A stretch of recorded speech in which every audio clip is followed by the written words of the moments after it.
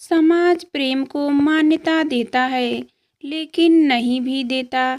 यानी वह इस मसले पर दोहरा रवैया अपनाता है। समय की मारी विधवा लता से मन ही मन प्रेम करने वाला सुशील उससे शादी करना चाहता था। लता से जब उसने बताया तो वह तैयार भी हो गई, लेकिन लता आज भी उस दर्दनाक हादसे को सोचकर रोने लगती है। उसे लगता है कि सारा मंजर उसके सामने किसी फिल्म की भांति चल रहा है। अभी मुश्किल से साल भर भी न हुआ जब उसके हाथों में राजन के नाम की मेहंदी सजी थी और उसकी मांग में राजन द्वारा भरा सिंदूर चमक रहा था। अब उसकी सुनी मांग हर किसी को रोने की मजबूर कर देती है। लता की उम्र अभी 24 साल है और वह बेहद खूबसूरत व पढ़ी लिखी थी। उसकी शादी 6 महीने पहले शहर के एक बड़े व्यापारी के इकलौते पुत्र राजन से हुई। राजन सुंदर और सुशील लड़का था जो लता को बहुत प्यार भी करता था। उनके प्यार को शायद किसी की नज़र लग गई और राजन की सड़क दुर्घटना में मृत्यु हो गई। उसकी मौत के बाद उसके घर वालों ने लता को भी सहारा करके उसके मायके भेज दिया। तब से लता यहीं रहती है। उसके पिता शहर से बाहर रहते हैं। वह उनकी अकेली बेटी है। प्रकृति न जाने क्यों ऐसी तकलीफ देती है जिसमें मनुष्य न जी सकता न मर सकता। लता के दुखों के पहाड़ ने उसकी जिंदगी की सारी खुशियां को दबा दिया था। उनकी यौवन से सजी बगिया आज वीरान हुई थी। जिस उम्र में उसकी सहेलियों ने अपने परिवार को बढ़ाने और पति के साथ अलग अलग जगहों पर घूमने की प्लान बना रही, उस उम्र में वह अकेली सिसकती है। लता के धरे के बगल में महेश का घर है। उनके घर में कई लोग किराए पर रहते हैं। उनमें ही एक है सुशील, जो पेशे से एक अखबार में काम करते हैं। उनकी उम्र 28 साल होगी।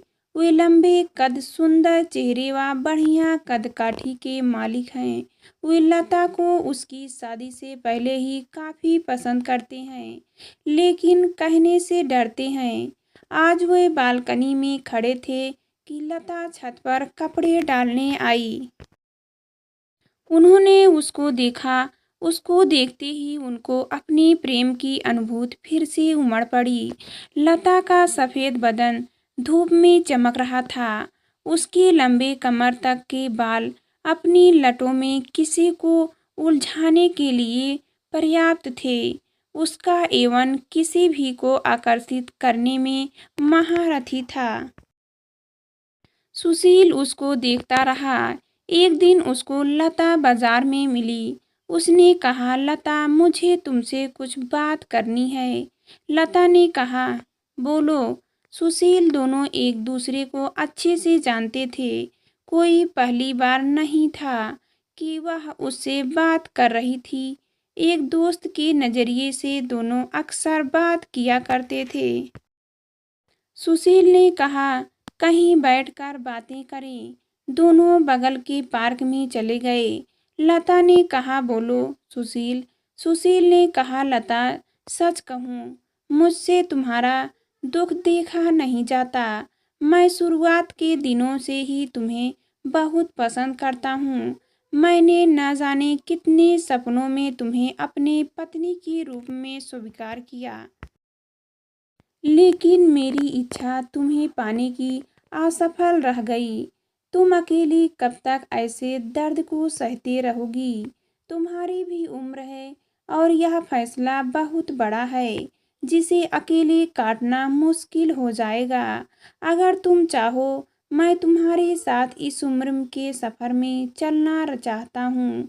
लता सारी बातें सुनकर चौंक गई, लेकिन अंदर ही अंदर उसके मन में कहीं ना कहीं ये बातें बैठ भी गई थी। उसकी आंखों में अश्रु की धारा अनवरत गिरने लगी। सुशील ने बड़े प्यार से उसे अपनी रुमाल से पूछा और कहा, तुम सोच समझ कर बताना, मैं इंतजार करूंगा तुम्हारे जवाब का। उसके बाद लता घर आई और उसने इस विषय में काफ़ी सोचा। उसको उसकी उम्र काटने की बातें घर कर गई थी, लेकिन उसके हृदय में अभी राजन का चेहरा बसा था। लेकिन कहते हैं ना कि वक्त बड़ा बलवान होता है, जो दिल से लोगों को निकाल भी फेंकता और किसी अनजान को बसा भी देता है। लता लगभग 1 महीने ना सुशील को देखी ना मिली। एक दिन उसके घर की घंटी बजी और जब उसने दरवाज़ा खोला तो सामने सुशील खड़ा था। उसने कहा, अंदर आने को नहीं कहोगी? लता ने उसे अंदर बुलाया और फिर चाय के लिए पूछा, लेकिन सुशील ने मना कर दिया। सुशील ने उसको बिठाया और उसके फिर अपने सवाल का जवाब मांगा। लता ने कहा, सुशील, मुझे तुम्हारी बातों ने बहुत प्रभावित किया, परंतु एक विधवा से शादी करना क्या तुम्हारे घरवाले स्वीकार करेंगे?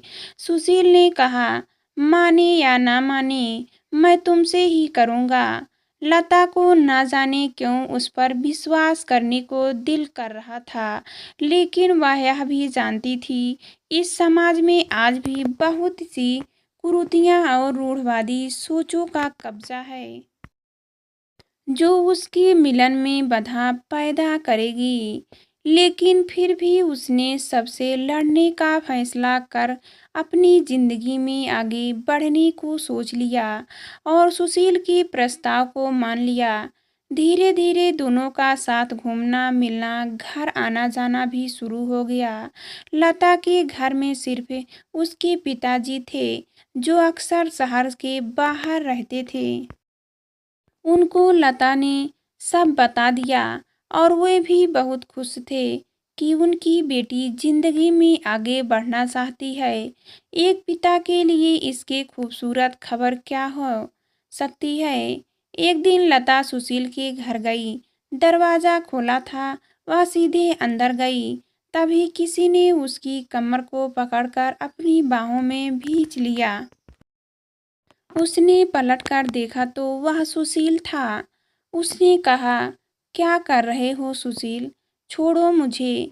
सुशील ने उसके कंधे पर चूमते हुए कहा, अपनी जान को प्यार कर रहा हूँ। क्या कोई गुनाह कर रहा है? लता ने कहा, तुम्हारी ही हूँ। कुछ दिन रुक जाओ, फिर शादी की बात करना प्यार। अभी छोड़ो।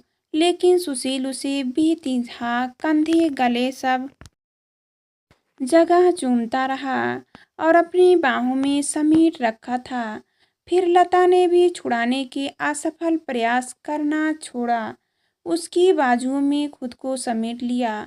सुशील की सशक्त बाजुओं में वह खुद समर्पित होकर यौवन की प्रभाव को अधीन हो गई और दोनों काम के यज्ञ में आहुति बन गए।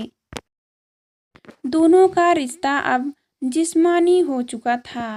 लता ने अपनी सीमा लांघ घर प्रेम में खुद को आसक्त कर लिया। सुशील ने भी उसके यौवन पर अपनी छाप छोड़ दी। कुछ दिनों बाद सुशील अपने घर आया। लता ने 2 दिन तक लाख का फोन बार बार मिलाया, लेकिन कोई जवाब नहीं मिल रहा था। न जाने क्यों उसके मन में बुरे बुरे ही ख्याल आते रहे। उसका मन अंदर ही अंदर किसी अनहोनी को ही सामने ला रहा था, परंतु उसे यकीन था, समय हर बार ऐसे खेल नहीं खेल सकता। 3 दिनों बाद एक अलग नंबर से उसके फ़ोन पर घंटी बजी।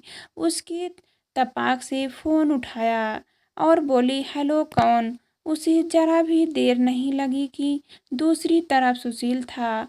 लता ने धड़ाधड़ प्रश्नों की बौछार कर सुशील को बोलने की मौके का रास्ता अवरुद्ध कर दिया। सुशील बोला, लता, तुम सच में मुझसे प्यार करती हो? लता ने कहा, पागल हो? अगर नहीं करती तो सारी सीमाएं तोड़कर खुद को तुम में समर्पित ना करती। सुशील ने कहा, लता, घर वाले मेरी कहीं और शादी करना चाहती हैं। वो तुम्हारे और मेरे रिश्ते में विरुद्ध हैं।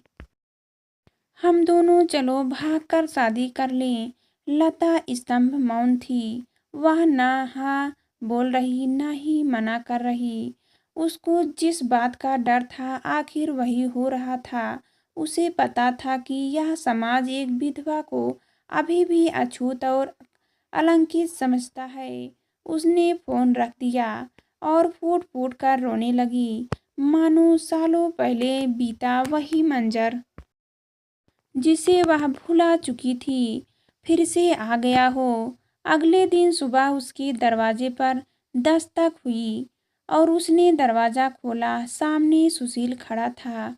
उसके कंधे पर एक बैग लटका रहा था। उसने तुरंत उसका हाथ पकड़ लिया और कहा, लता चलो, हम अभी शादी करते हैं।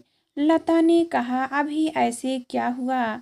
सुशील ने कहा, अगर तुम्हें मुझसे प्रेम है तो सवाल न करो और चुपचाप मेरे साथ चलो। लता ने उसके साथ जान उचित समझा। दोनों सीधे कोर्ट गए और वहां कोर्ट मैरिज करा ली। आज से लता फिर सुहागिन हो गई। उसके चेहरे पर अलग सुंदरता आ गई, मानो चांद को ढके हुए बादलों का एक हिस्सा अलग हो गया। समाज की कुरीतियों और रूढ़वादी सोच को मात दे कर दो प्रेमियों ने अपनी प्रेम कहानी को मुकम्मल कर दिया। सुशील ने लता को नई जिंदगी दी, उसे अपना नाम दिया और जीवन भर चलने के वादे को पूरा किया।